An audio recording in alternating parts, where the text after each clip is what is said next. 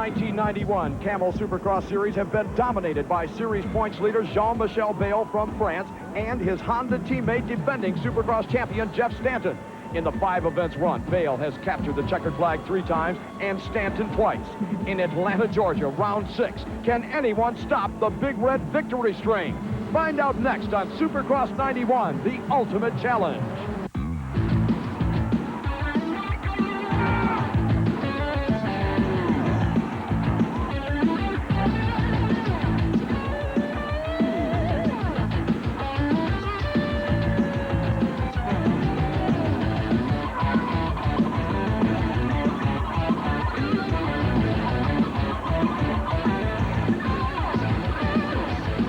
Supertrax presents Supercross 91, the ultimate challenge. The heartland of Dixie, Atlanta, Georgia, is the theater for the Coors Light Challenge Round 6 of the Camel Supercross Series. The stage, Atlanta's Fulton County Stadium, home of the NFL's Falcons and baseball's Braves. Here, thousands of wildly enthusiastic fans have gathered in anticipation of exciting, rough and tumble, handlebar banging action from Supercross 91, the ultimate challenge. Hello, everyone. I'm Larry Myers here in Atlanta to help bring you all that action, along with my partner this evening, Ron Heben, a man that I think probably would rather be turning wrenches, which is what you normally do in Supercross action. Well, Larry, thank you very much. I'm glad to be here. Out there looking at the track, I'm not sure if I'd really want to be out there with all the mud and stuff. This seems to be about the best place in the house. Rick Johnson, the rider that Ron Heben normally tunes for, unable to ride this week due to a wrist injury. More on that later. Let's go down to Wendy Walsh, who will be bringing us all of the action pit side and from the track. Thanks, Larry. You know, people have told me that last year's Supercross in Atlanta was like a whole season packed into one event. In fact, 5 riders exchanged the lead position during the main. And tonight promises to be just as exciting. So, Larry, let's get to it. And with that, we'll be right back with 125cc race action. Stay tuned to Supercross 91, the ultimate. I'm Larry Myers. With me, Ron Heben. It's round 6 of the Camel Supercross Series. It's a little on the chilly side in Atlanta. It's been raining here for the past several days. The track, well, starting this morning, this is what it looked like. A little on the muddy side. Here with more on that and the way it was cleaned up, Wendy Walsh. Larry, you know, it frequently rains here in Atlanta. In 1979, rain made for the longest Supercross event ever. Can you believe almost an entire hour for the main event? That was also the only Supercross where riders had to make pit stops during the race for gas. Earlier today, we talked to some people about the rain. Well, problems are kind of opportunity in disguise. Don't make any stupid mistakes, because there's a lot of people that are going to be falling down. If a racer likes mud conditions, he's in the minority. Jean-Michel, being a European rider, has a lot of experience with mud riding. His idea is to open the tire pattern up, take a few of the knobs away so the mud doesn't tend to cling to the tire quite so much. The mud really makes it exciting for the spectators. It's fun to watch. You know, you get a few guys falling, and it's a lot different than just the dry weather. And so it's a good change. Keeps them up on all the conditions that they might have to ride in. You just got to keep the momentum up through everywhere, through the whole track, so your bike doesn't stop. You don't have to use the brakes as much because the mud will slow down the bike a lot easier. The funner you have, the easier it is, and I was just having a blast out there. It's really fun. I am very confident because I ride a lot of races in Europe like this, so for me it's not a problem. It's just feel a little bit like home. Home if you're a duck, that is. The track conditions as we draw closer to race time have continued to improve, and they look pretty good right now. In fact, let's take a look at the track the riders will be on here in Atlanta's Fulton County Stadium. Good long straightaway, right-hander up on top of a step-up jump. Series of whoop-de-doos, a tabletop jump to interrupt the whoop-de-doos right in the middle, bank corners. There are singles, there are doubles, more triples, and more whoop-de-doos. Those are the roughest part of any racetrack, designed to unseat a rider and make him think about what he's doing. Now, earlier today, as we have shown you, the track conditions were deplorable. Right now, as we draw closer and closer to race time, they actually look pretty good. We're going to have some dynamite racing out here. First event up tonight, and 125 Eastern Divisional race. I say East because the 125 division is divided into East and West. Gives more of the younger riders an opportunity to cut their teeth into Supercross. Here are the standings heading into Atlanta. It's Talon Bolin on top, followed by Swink, Hughes, Buell, and Doug Henry. Well, obviously, then the riders to watch in this 125 class have to be Talon Bolin, the points leader. Now, Talon with a younger brother, or older brother, rather, riding in the Western Division. The two of them have gone head-to-head a couple of times, with Talon coming out on top in each instance. Brian Swink, a young rider coming up, rides for the Pro Circuit Peak Antifreeze Honda team. This is his first full year as a professional rider. He's certainly making a name for himself. Aboard the Kawasaki, Ryan Hughes, currently holding down that number 3 position. Ryan Hughes is a tough rider. They call him Rhino. That's his nickname, and he has earned it. Jeremy Buell, maybe the unknown factor in this one. Buell has his ups and he has his downs. You're never quite sure where to place Jeremy. He's always very fast, but occasionally on the erratic side. The 125 class is on the line. We're just seconds away from the drop of the gate, and this main event will be underway. Ron Heaven, I'm Larry Myers, for Ron Heaven, I should say. And Ron, we've got some exciting action coming up. This is a talent-loaded field. Oh, yeah, Larry, the tension for sure is really building up down there. These guys just can't wait to get out there. Right now, the adrenaline's flowing, and they're just getting ready for the gate to drop. It's kind of cold out there, but things are going to happen real soon. Card is sideways, engines revving, there goes the gate, and we're underway with the 125cc main event from Atlanta's Fulton County Stadium. Rider number 31, Doug Henry, currently in the number 5 position in the standing. Blast to the front as he had an excellent line. Absolutely no sideways slipping in that muddy start area for Henry, and he emerges with a whole shot at this one to take over the number 1 spot. Now, the 125 bikes have got their hands full, I should say, as a rider goes down in the middle of that straightaway. He's not happy. I'd have to guess by with that gesture that he made that he was clipped from behind. Talon Bolin goes to the inside, and that's what they call a block pass. He executed it perfectly. It looked like he had been setting him up the past couple of laps, watching every move that Doug Henry had made. The opportunity presented itself. Oh, and he almost comes unglued. Let's go back and take a look at that block pass, Ron Heaven. And as Henry blasts right back in front of Talon Bolin. We were just about to go back and see how Bolin got around Henry when Henry showed us the short way around the track around Bolin. Now here's the first pass. Here, guys, right now it's just a matter of Talon getting a good drive off the double there. He gets on the inside. We've seen this taken a couple of times in the other heat races. Block passes Doug, and Doug doesn't have any place to go. He runs him right up to the wall, and all Doug Henry could do was get on the brakes and stop. So that gave Talon Bolin the lead. And meanwhile, rider number 37 goes down. That's Ryan Hughes out of Shelby, North Carolina. Right there's the battle. That's for the number 1 position. Both riders have held it. As a matter of fact, the rider out front, number 31, Doug Henry, has held it twice tonight. We took a look at that pass at Henry. That's right, Larry. It looks like Doug's really starting to feel the pressure now with Talon. You know, Doug had a lot of promise, showed a lot of talent there last year, gained some experience, and the pressure's not really bothering him too much. I just think that it's going to be who's the most aggressive and who uses their smarts out there the most.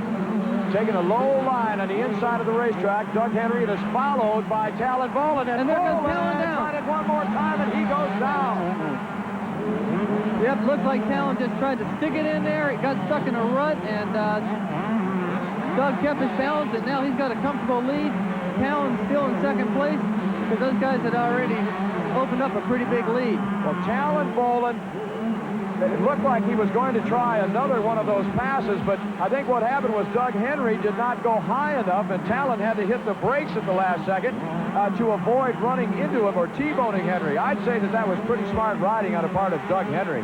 He was holding his line and holding his position on the track, and that actually forced a critical error onto Talon Bolin. Well, Larry, it looks like maybe Talon just got too anxious too soon. But right now, Talon's going to have to be concerned with Brian Swink. It looks like sometimes when a rider falls, they kind of lose their drive. They kind of get out of the rhythm, and they have a tough time. On this type of track, you can't do this. Brian Swink is starting to catch up. He evidently had a bad start, and he's starting to work up through and put some pressure on Talon. Well, it's been my feeling when a rider goes down that one of two things happens. Either he gets mad and gets back on the gas and gets the job done, or he gets mad, gets on the gas, and what happens to him is he tries too hard and makes a lot more mistakes. Now, we'll see where Talon Bolin fits into the scheme of things. 125 race action on the way. Actually, Larry, it looks like Butch Smith is in that number 3 position, and Brian Swink is in the number 4. Butch did a real job in his heat race, and he's riding real good in the main event here. Well, Butch Smith, another one of the young riders that we don't know a lot about, but that is the purpose of this 125 class. It gives the youngsters an opportunity to participate in Supercross without having, right out of the box, to go against the likes of Jeff Stanton, Jeff Ward, all of the top stars. The 125 class puts them on bikes that are equal, and it gives them the chance to ride with riders with very similar talents. So we've got Talon Boland, number 19, in second, Butch Smith running third, and here comes Brian Swink, number 42, on the Pro Circuit Honda in the number 4 position. Swink looking for running room on the inside. He gets it, takes Smith up to the wall. A little bit of experience talking right there. Smith saw him coming, and Smith should have taken a low line, but he didn't. He let Brian Swink bulldoze his way underneath him and take over the number 3 position. So now we have Swink, number 42, in third. Our leader, Doug Henry, rider number 31.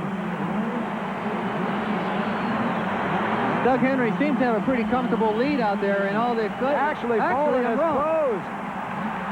We were concentrating on the rider in the number 2 position, Talon Boland. There goes Brian Swink right Look at beside this. him. We've got a 3-way battle for the number 1 position. Now let's set that up. Out front is rider number 31, Doug Henry. There he is.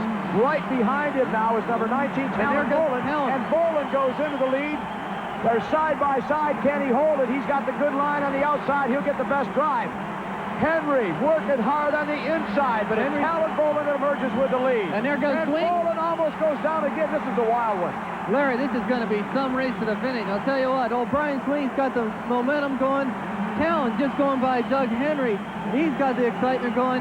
These guys are, I think, are going to leave Doug behind. He's evidently had some problems, or I'm not sure exactly what happened. We're watching the lead battle. There's a 3-way fight for the number 1 position. Talon Boland is out front. Rider number 30, or 19 rather, right behind him. And now we have lost completely. He's gone completely out of the picture as rider number 42, Brian Swink, has moved into the number 2 spot.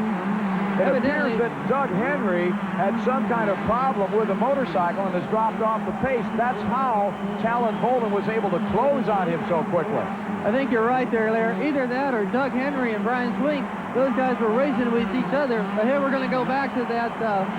It looks like Doug Henry just got himself messed up, got himself in a rut, and lost his momentum. Indeed, he did. You see a lot of these guys out there, they're casing it on the jumps, or they're jumping sideways. They're not doing that on purpose, Larry. What happens is they got one wheel in one rut and the other wheel in another. It's tough out there. Indeed it is. Here's a pass coming up, and he makes it stick. Right into the corner. He went a little bit high and made it stick, and he emerges with a lead. I think earlier I said that Talon Boland was number 18. Let me correct that. Rider number 19. Now we've got it straightened out. There he is on the right. Oh, in the middle and almost going down. He's going to be bound up in traffic, and Brian Swink used that traffic to his advantage, and Swink on that peak antifreeze Pro Circuit Honda has moved to the number 1 spot. What happened there was Talon kind of got a little sideways, got into traffic. He couldn't go over the triple. Brian Swink used the outside. He got the triple, and now Brian's coming up the left. His teammate, Jeremy Buell, is evidently not having the kind of ride that he wanted to have this evening. And Buell looks behind him to see where the rest of the traffic is. He's probably saying to himself, holy cow, how did they catch me already? Brian Swink, number 42, comes out of Fenton, Michigan, and came from out of nowhere to claim the number 1 spot in this one. Early in the going, we had Doug Henry way out front. We were watching a battle between Talon Boland and Brian Swink, and lo and behold, they caught Doug Henry. Let's go back and take a look at that situation, that pass where Brian Swink moved into first. Okay, as you can see right here, Talon went off one of those jumps against. He got sideways. He almost bumped into Brian. Now all of a sudden, Talon can't. He loses his drive. He can't do the triple, and Brian goes by him real easily.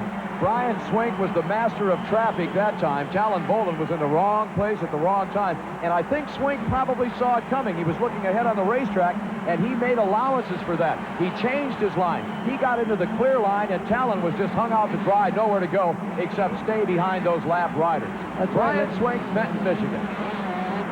Larry, this is Brian. He's on to the last lap now. He's got a pretty... He don't have a comfortable lead by no means of all the things that have happened in this race. All he's got to do is not get in trouble with a lapper, make all the doubles, and you know, keep both wheels up. Look at Riders on the track, as you said, stay out of trouble with the lappers on this last lap. That's just what he's trying to do. He's feeling it now, isn't he? He's feeling good. I bet there's a smile under that helmet. Oh, yeah, he can't wait to go over that finish line and throw a big cross up there to the fan, man. It's been a great race for him. He's deserved it, and this is what it's all about right there. Checkered flag time, and Brian Swink on the Pro Circuit Peak Antifreeze Honda walks home the winner. Rider number 42 out of Benton, Michigan. That has to be one of the, I would have to say, most deserved wins that I have seen in a long time. He came from way off the pace on this one. Brian Swink, what a ride that young man turned in. Let's go down to Wendy. She'll be with Brian Swink, and we'll see what Brian has to say about that race. It was an exciting one. Wendy? Thanks, Larry. Brian, you had quite a deficit to make up. You came from the pack into the very front. Let's talk about that final pass, though, of Talon Bolin. How did you do it? There were some lappers right there, and I'd been jumping up next to him, but I could never seem to get by him. And I just kept it on, and I got by him that time. Thanks, Brian. Larry, why don't we take a look at those final results? Why don't we do that, Wendy? And Brian Swink on top with just a tremendous ride. Talon Bolin in the number 2 position, followed by Doug Henry, Butch Smith, Kenny Kazar. Here are the standings after Atlanta. And again, it's Swink. He earned that number 1 position. Bolin, Henry, Buell, and Hughes follow. Outstanding racing in that 125 class. And we have more. Welcome back to Supercross 91, the ultimate challenge. We're in Atlanta, Georgia. The 250cc riders are just about set to get underway. They're on the start line. Now, before we get into this main event, let's take a look at how the riders got there. We went through a series of heat races earlier today.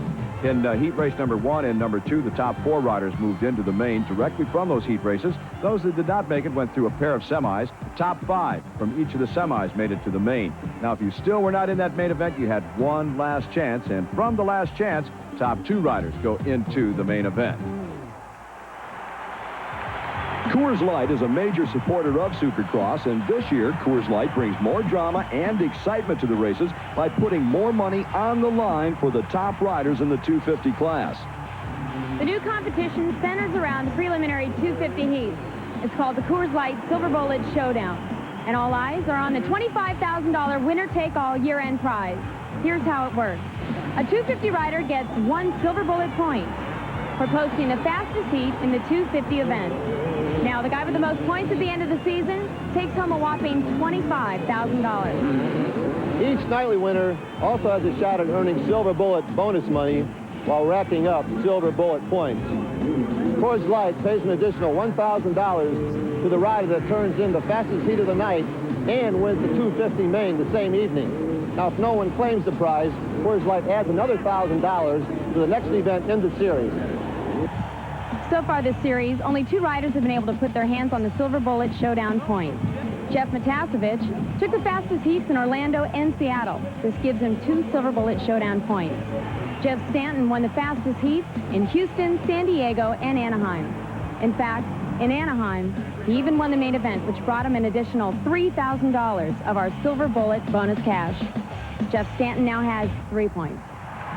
Tonight, the Coors Light Silver Bullet Showdown points and bucks are up for grabs. So let's get to the qualifiers and see what happens. And there goes the gate for qualifier number 1. The 250cc competition here in Atlanta is underway. It's Yamaha's Jeff Emig, rider number 18, grabbing the hole shot. He was the first rider into corner number 1, followed by a host of others that include, in the number 2 position, the defending champ, Jeff Stanton for Team Honda. Now behind Stanton, Mike Jones takes a little sachet to the left there, manages to stay upright, but he did leave a hole that Damon Bradshaw, rider number 11, moved into, followed by Jeff Ward, rider number 3, in the number 4 spot. Now both Stanton and Bradshaw and Ward, let's add his name to the list, are studying the lines of the riders immediately in front of them. What they're trying to do is find a way to pass. Now watch what happens. Bradshaw went way to the outside, and he passed everyone. He paid absolutely no attention to where they were going. Stanton and Emig hugged the inside, got into the ruts. Bradshaw found a new line. It was clean, and he gassed it. Let's take another look at it, and you'll see exactly what I mean. Now watch Bradshaw. He just pays no attention to the established line. He goes wide, he gets the drive, and he passes both Stanton and Emig. Stanton, though, coming right back, he finds a good drive over a double, and that's a block pass. He puts himself and his motorcycle in between Bradshaw and where Bradshaw wants to be on the racetrack. He took over the number 1 spot. There's Jeff Ward now running in the number 3 position. Wardy with not the best start, but quickly moving up to 4th and establishing himself, and will finish 3rd in this one. Meanwhile, out front, Jeff Stanton has done nothing but put real estate between himself and Damon Bradshaw. He's looking for that fast time that'll give him the number 1 pick on the gate, as well as the point in the Coors Silver Bullet Showdown.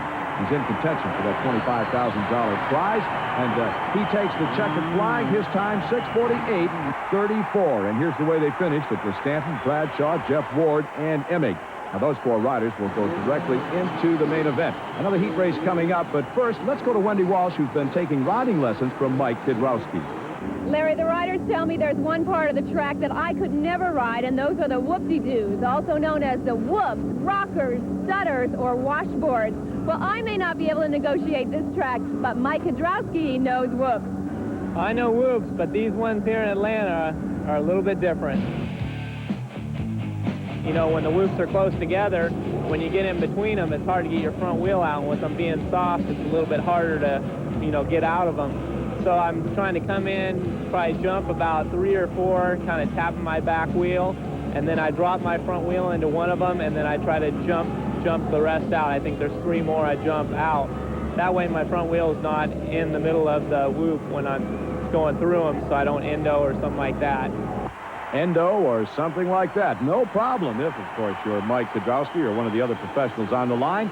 For heat race number 2, the gate is about to drop. The time they're looking to beat, 6:48.34. That was set by Stanton in heat race number 1. And who grabs the whole shot but the man that told us all about this racetrack and how to negotiate whoops? Mike Kidrowski, rider number 4 aboard that lime green Kawasaki. Now, Kidrowski has company in the person of Jean-Michel Bayle, 2 times a world champion, rider number 8, aboard the Team Honda motorcycle. He's a teammate to Jeff Stanton, who won heat race number 1. And you can bet when they got back to the pit area, Stanton told him all about this racetrack. Said, watch this corner over here and make sure you hit this rut over on that side of the racetrack. Right now, though, Kidrowski tending to business in this, the second heat race and final heat race of the day. From here, those that have not made it into the qualifiers will go directly into the semis. Now, Bayle used that line that Damon Bradshaw made the pass on Stanton and Emig in the early going, was not able to take advantage of it. But 1 corner later, would you look at the traction that he got coming out of that corner? Here it is again. Here's that attempted pass. Bradshaw was able to make it work in heat race number 1, but I think that groove on the inside was just a little bit faster. Kidrowski having no problem at all. But look at this. Bayle just hooks up in all of that slippery, gooey mud. He puts the rubber to the ground, gives it a handful of throttle, and he is gone. Now we're looking at a battle between Fred Andrews, number 17, and number 14, Mike Fisher. Andrews aboard a privateer Suzuki, Fisher aboard the KTM. This is for a qualifying position, and Fisher takes the measure of Andrews. That'll move Fisher into the number 3 position, and here comes out of the pack Jeff Matasevich. We just got a glimpse of Matasevich of the back part of our screen, and I would suspect that Matasevich will be working on Andrews to take over that number 4 spot. But up front, the damage is being done by Jean-Michel Bayle. You talk about Silver Bullet Showdown points, talk about setting a fast time. Bayle was really on the gas. Jean-Michel, being from Europe, they have a lot of rain there. Are you used to mud on the track? Yeah, for a long time now I never ride on the mud, but I'm very happy to ride again. It feels a little bit like home, and I can you know, show a little bit more on my talent. I can ride every track when it's mud or when it's dry. I don't care. I am fast everywhere. Well, thank you very much, Jean-Michel. Back to you up in the announcer's booth, Larry. Well, thank you, Wendy, and congratulations to Jean-Michel Bayle, winner of heat race number 2, followed by Mike Kidrowski, Mike Fisher, and rounding out the top 4, the final qualifying position, Jeff Matasevich. Now, that win by Bayle, 6 minutes 45 and 5/100ths of a second. That beat the time of Jeff Stanton, who won heat race number 1, 6:48.34 was Stanton's time, and that's going to put Bayle into contention for this Coors Silver Bullet Showdown. Stanton now has 3 wins, Matasevich 2, Jean-Michel Bayle 1. $25,000 waits for the winner at the end of the season for the guy that gets Welcome back. This is Supercross 91, the ultimate challenge. We're in Atlanta, Georgia, Atlanta's Fulton County Stadium. I'm Larry Myers. With me, Ron Heben. The 250cc main event is just about set to get underway. On the start line, you can see the riders and mechanics bundled up. It's a little cool here in Atlanta for round 6. Here are the standings. Jean-Michel Bayle has 113 points. He's on top, followed by Jeff Stanton, his teammate, with 106. Stanton, incidentally, a two-time Supercross champion and the defending champ. They're followed by Bradshaw, Natasevich, and Mike Kidrowski. Riders completing their warm-up. They will go back to the start line. This one will be underway very shortly. But first, let's look at the Atlanta race of 1 year ago. As many have called it the best Supercross ever. The lead on the opening lap fell to 1984 Supercross champion, rider number 9, Johnny O'Mara, followed by number 8, Damon Bradshaw. Close behind the leading duo, a pack of Supercross superstars with a single thought: let it all hang out and go for the win. Before it was over, 5 different riders would swap the lead 8 different times. On the second lap, Bradshaw emerged as the leader. He was followed by Jeff Stanton, number 1, Rick Johnson, number 13, and Guy Cooper, number 4. The pressure up front was intense. The first rider to crack, Supercross champ Jeff Stanton. The Team Honda rider stayed upright, but was out of contention. Now at that point, the fastest rider on the track was Suzuki's Guy Cooper. The Oklahoma native cut, slashed his way to the front, and with this pass took the lead from Bradshaw. Cooper's lead, though, short-lived. 2 corners later, the Suzuki star stalled his bike, handed the lead back to Bradshaw. The next rider to enter the fray was Honda's Mike Kidrowski, number 11. He worked his way into second, then went for the lead. Unfortunately, Kidrowski lost control of his bike and knocked Bradshaw off the track and down. In the process, Guy Cooper took the lead for the second time. Kidrowski, though, still had a full head of steam. He was also still out of control. That crash ended his charge for the night. Late stages of the race, Cooper the leader. He's followed by Rick Johnson and a charging Jeff Ward. Johnson, the winningest rider in the history of Supercross, found a good line and made the pass. Cooper, though, not to be denied. For the 3rd time, Cooper forced his way back into the number 1 position. 2 laps to go. Jeff Ward moves to the rear wheel of Johnson. He executes a perfect block pass to take over second place. Now it's the last lap. Same spot, the same move. And with that, Ward became the 5th and final leader of what has since been proclaimed the most exciting race in the history of the sport.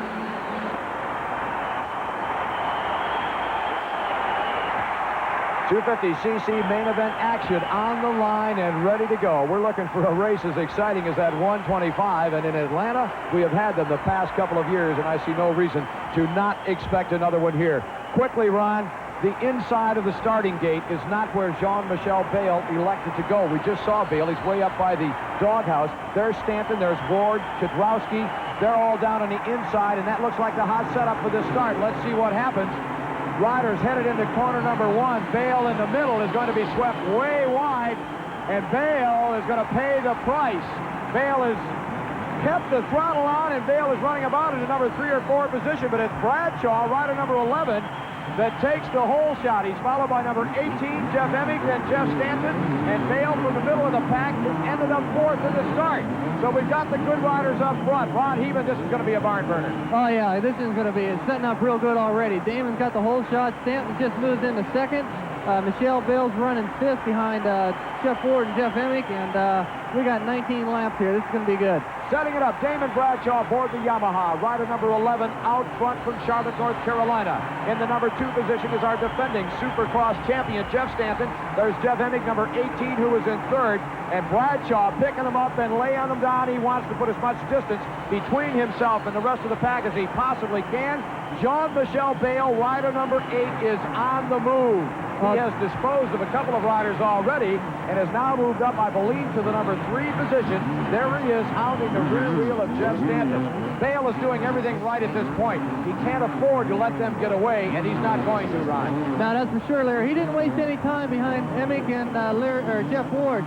Right now, he can't wait. He's got to capitalize on Jeff Stanton and set his eyes on Damon Bradshaw. Damon Bradshaw, the wild, aggressive rookie of 1 year ago, is new now. He is a conservative rider, more conservative, say, than 1 year ago. He's going for points.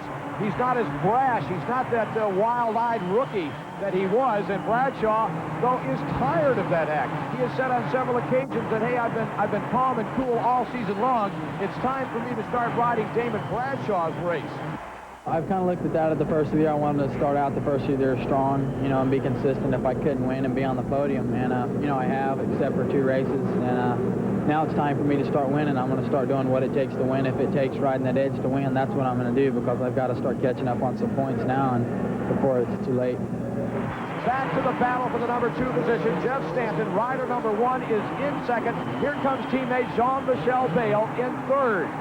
It looks like Stanton is in second. Excuse me, Ron, let me set this up quickly. Stanton is in second place in the point standing behind Bale, who is the points leader by 7. It looks, Larry, like those ruts are really starting to play havoc on the guys. You know, there's a real good line out there, and then to take the ultimate line, you kind of got to let it hang out a little bit. It's really tough to pass. And here comes Bale. He's looking for running room on the inside. Stanton takes the line away. Bale had an opportunity there for a block pass. He backed out of it. If he's going to make the pass, it could come in that corner. Let's see just how bad the Frenchman wants it. Now Bale goes to the inside and tries to squeeze his way under Jeff Stanton, but Stanton got on the gas, said no bites. We've said this many times, it bears repeating. Jean-Michel Bale is a finesse rider. Jeff Stanton is the more aggressive of the two. He's going to bull his way around the track more so than Bale, and Bale depends totally on finesse. He tries to slide the bike in and out of the little holes that become available on a track. I don't know if that'll work in the bike. Larry, if you look what happened here, same thing happened in the 125 main event. They got Stanton and Bale pushed each other. They've come up on the rear wheel, Damon Bradshaw. Another key factor in this race is going to be lap riders. They're already starting to catch up on these guys. A lot of times they got to pick a wrong line, pick a rut. They can't keep their momentum, do a double or triple or pick a good line.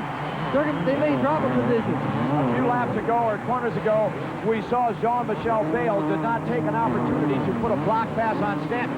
I promise you that Stanton will not miss that, and Stanton almost goes down. Whoa, what a vicious swap that was. Well, he just barely saved that thing, Larry. It's hard to believe the talent that these guys and the strength that they have, that they can hang on to some of those things like that. I started to say, I guarantee you that if Stanton puts himself into position to make a block pass on Bradshaw, he's not going to hesitate one bit. That gave Bradshaw just a little bit of running room. He opens up about a 15-bike length lead. There's Jeff Stanton in the number 2 position. What a battle for the leadership in this Atlanta Fulton County Stadium race. Unbelievable. This is the 3rd year that we've had action like this. There goes Bale. He tried to set that block pass up and then backed out of it. Side by side. Jeff Stanton, the defending champion, Jean-Michel Bale. Now traffic. You called it, Ron Heaven. It was traffic that made the difference. I'll tell you what, Larry, it looked like Michel was just kind of being a little bit too nice out there. He had the opportunity, had the tire, he could have put it in there and moved Jeff out, but he was patient. That time Jeff got stuck in a lap rider's line and got stuck. There goes Michel. He almost got a little out of control there. Let's go back and take a look at that pass, and you'll see what I mean. Here it is. See what happens now. Okay, he had already got beside him. Jeff got into this line. He got a lap rider there. There's nothing he can do. He's in that same rut. He's got to wait till that guy gets out and he can get out of the rut. Michel had a clean inside line. He'd worked on this line a lap or so earlier. Jean-Michel saw it coming, and he played it to the hill. What a job, and Michel Bale almost goes down again. Unbelievable riding in this main event, Ron Heaven. Right there again, Michel's having a tough time. I look like he might be trying a little hard. He's the type of rider who's got to have a rhythm, and he's just like you said, Larry. He's a finesse rider. He goes out there and tries too hard. He starts to bobble. He loses momentum. For a good look at momentum, let's go back to round 1 in Orlando, Florida. It's time for our Brute of the Week. And this week, our Brute rider is number 15, Doug Dubach. Dubach on a Yamaha is trailing Suzuki rider Ron Tichenor, number 12 in this qualifying heat. Tichenor hails from Palm Harbor, Florida. He got the hole shot and held it. He headed for the win on hometown turf until the last lap when they hit a section of whoop-de-doos just before the finish line. Dubach puts the pressure on Tichenor and blasts into first to take the checkers away from number 12. And Dubach did this in front of Tichenor's hometown fans. How's that for British behavior? Dubach really knows how to beat the competition. Brute, the essence of men. Come on. Welcome back. We're in Atlanta's Fulton County Stadium. This is the main event. That's Damon Bradshaw, rider number 11. Supercross 91, the ultimate challenge, and what a challenge it is on this Atlanta track. Deplorable conditions. It was muddy, sloppy earlier today. That created wet conditions that turned into ruts, and that's what the riders are facing right now. The track has dried considerably, but it's a rut situation. You can see the motorcycles bouncing around beneath the riders. Now there's your leader, number 11 out of Charlotte, North Carolina, aboard the Yamaha, Damon Bradshaw. Behind him, just coming into view, there he is, number 8, Jean-Michel Bale. He's in the number 2 position. Behind Bale, and there he was, a quick shot, Jeff Stanton, the defending series champion. We've got him. A battle for the number 1 position. 1, 2, 3, pick him up, lay him down, count him off. We have got tremendous race action. I'll tell you what there, Larry. It looks like they've closed the gap a little bit. We know we got about 9 laps left in this race. But things are going to happen.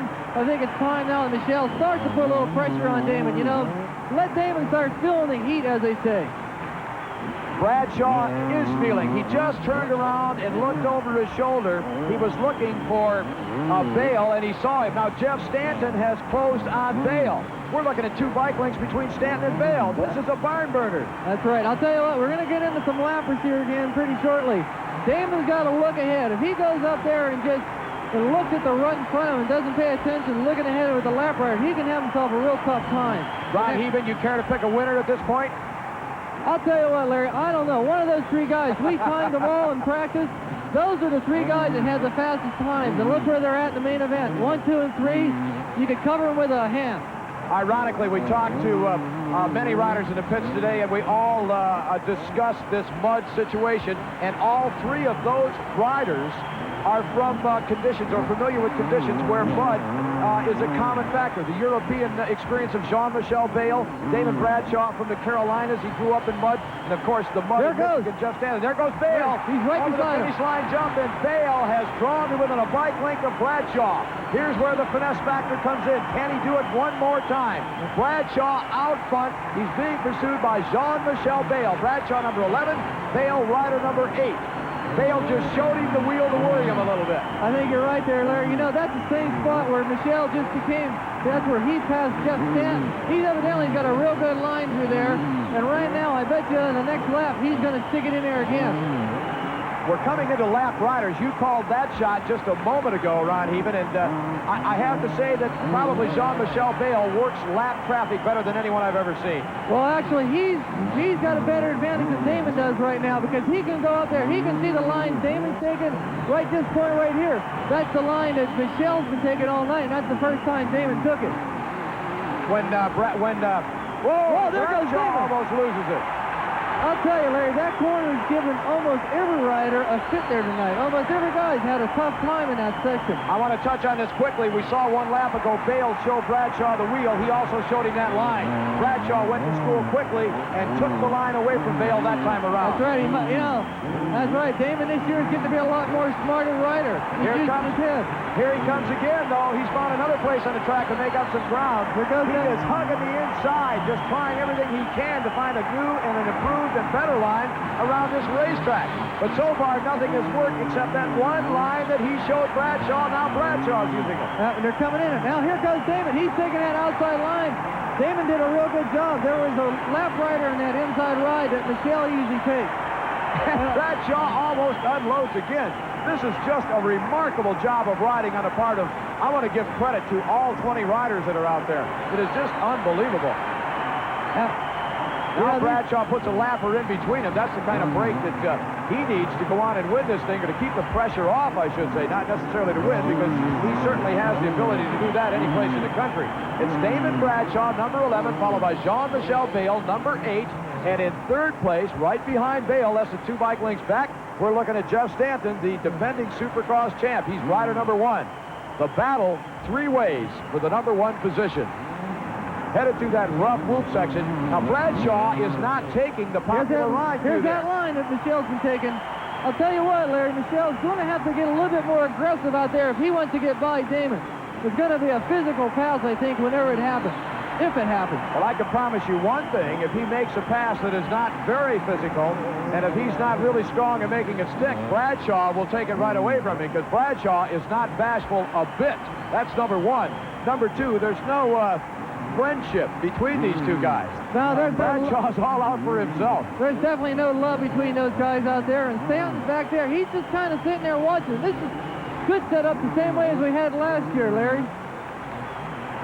Bradshaw and Bale are adversaries on the track. They've had a couple of battles, most notably the season finale in 1990, where Bale made the pass on the last lap and left about 6 inches of room, and Bradshaw said, hey, that's not the way we do it in Supercross. You gave me the hole and I'm taking it, and did a masterful job in coming back to win that event, and I don't think Bale has ever forgotten it.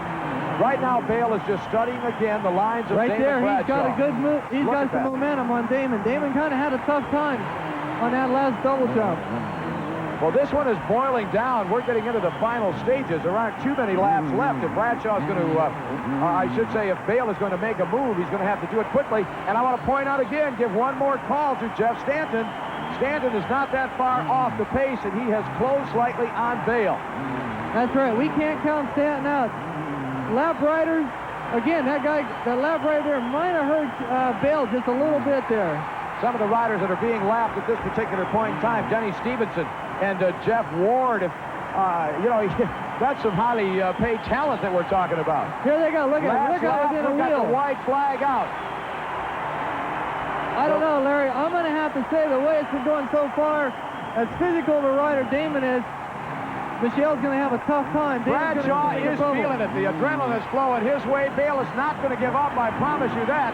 But Bradshaw picking him up and laying him down. He's opened up about 2 or 3 bike lengths on Bale. It looks like he found an afterburner switch.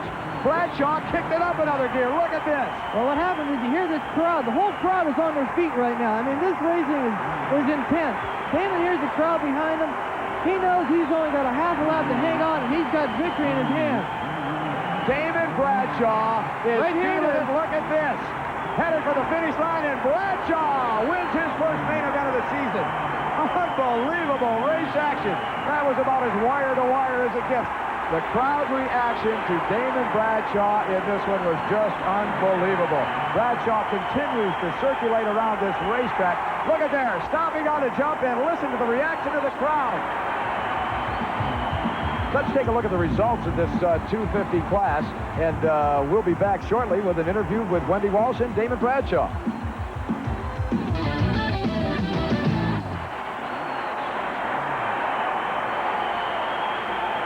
Damon Bradshaw, champion of the 250 main tonight. How did you hold that lead? I just rode really hard and stayed the groove. The track was probably hard to pass on. I don't know. I didn't have to pass anyone, but there was a lot of ruts out there, and it made the track difficult, but I was able to hold on for the win. You certainly did. Well, from rainy Atlanta to sunny Phoenix, I'll see you next week. Right now, back to you, Larry. And with that win, here are the standings. It's Bale, Stanton, Bradshaw, Kidrowski, and Matasevich. Ron, it just doesn't get any better than that. Oh, no doubt, Larry. That's some of the most exciting racing I've seen in a long time. I think the series has reached a new level. I think we're going to see that kind of action from here on out. It's going to be